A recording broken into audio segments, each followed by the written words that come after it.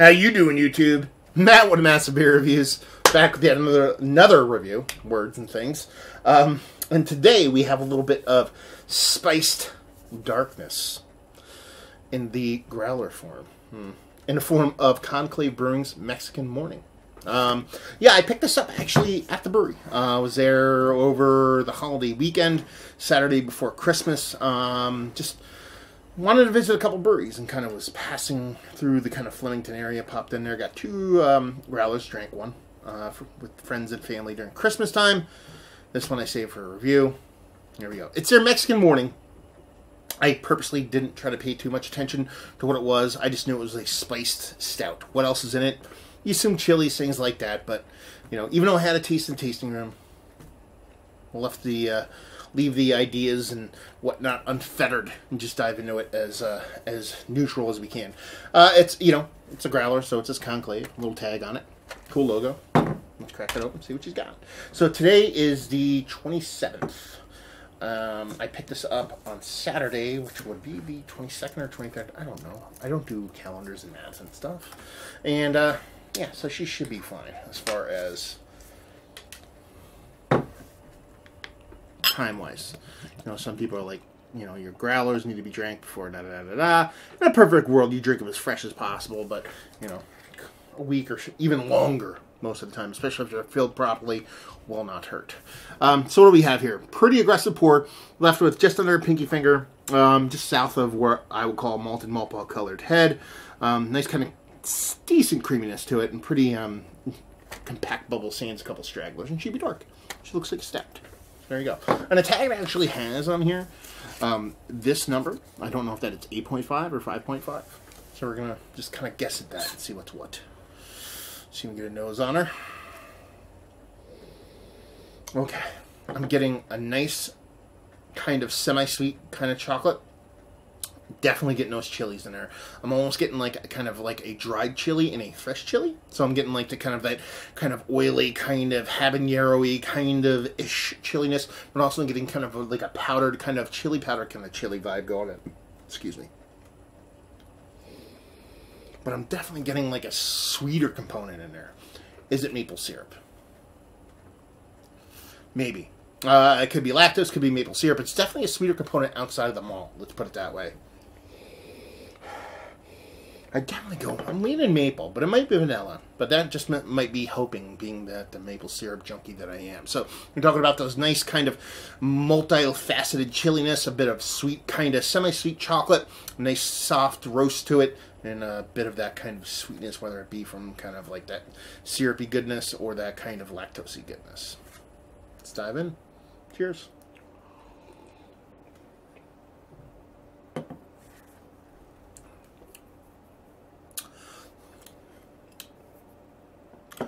Well, there'd be chilies in there. Let's put it that way. Ooh.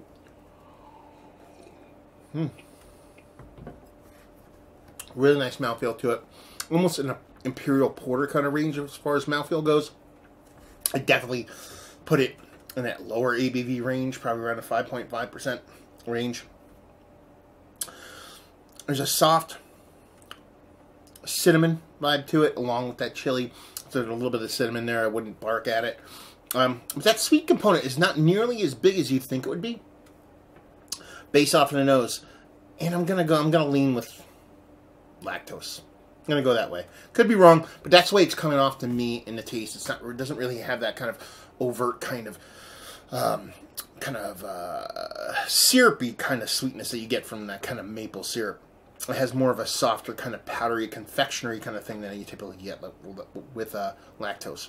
It's got a really nice mouthfeel to it, soft, fluffy. You can actually get a bit of that roasted kind of maltiness from the beer itself.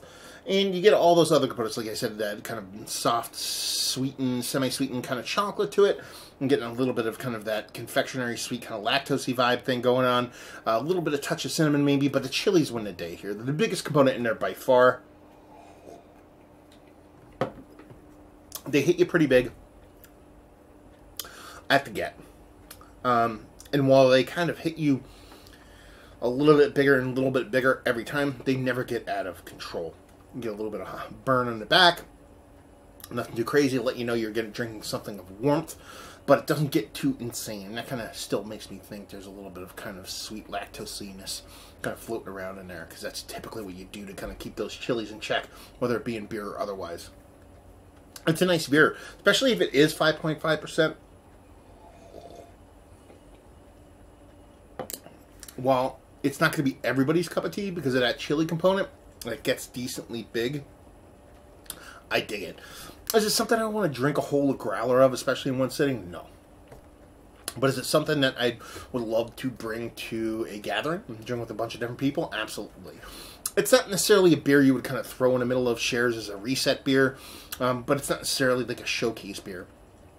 It's a fun beer that is kind of skewed towards the chili junkies of the beer world.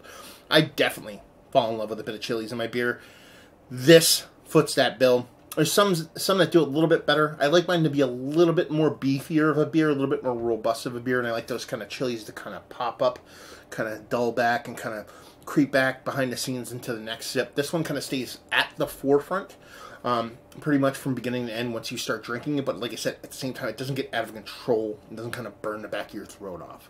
So that in of itself just makes it a fun beer in general. So let's talk about it. Is it one of the better chilied stouts that I've had as of late? For its kind of, I don't want to say simplicity, I'm not calling a chili stout a simple beer to get down or to nail, because spices are infinitely hard to work with, especially on a larger scale. Isn't one of the better kind of non-barrel aged, kind of more, I don't want to say basic either, but you know what I'm talking about, kind of chili stouts I've had? Actually, yeah, it's quite nice. It's not the king of the crop, but at the same time, it definitely didn't fail what it was trying to do. It's just quite nice. Leans very chili heavy, but in a good way, especially if you dig those kind of beers. Value and availability, I don't know, I think it was $12 for one of these kind of 32 to, I don't even think this is 32 ounces, I think it's like, 28.5 or something like that ounce growler fills. Not too bad. And just leave you with, if you like what, will you like this? Oh, distribution, brewery only. Unless you might find on draft here and there around the Flemington area. If you like what, will you like this? If you like these kind of beers, if you like cane Mexican brunch, if you like, your kind of spiced chili kind of beers of the world that do this and do this well, this is what's going to turn you on. Again, it has a nice soft chocolate, it has that kind of confectionery sweet lactose thing that could be maple syrup, but I think it's lactose. Then it has a little bit of spices along with those chilies to kind of bring it home. So if you like those kind of things in beers, you'll definitely enjoy this, because that's what it has. That does not suck. So there you go. Another review in the books. Hopefully you guys enjoyed the review. If you didn't, anywhere in between, down there, words and stuff and things.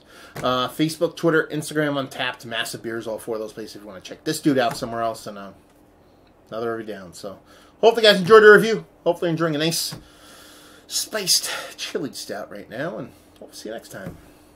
Cheers.